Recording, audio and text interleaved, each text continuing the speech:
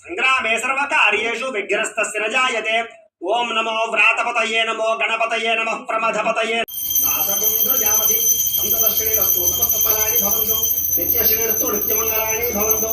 పుష్పము చిల్లర పైసా అక్షతులు పట్టుకుని లేచి నుంచి నమస్కారం చేయండి. ఓం లక్ష్మీం క్షీర సముద్ర రాజతనయాం శ్రీరంగ దివ్య మంత్ర పుష్పం సమర్పయామి. అమ్మవారి దగ్గర వేసేసేయండి.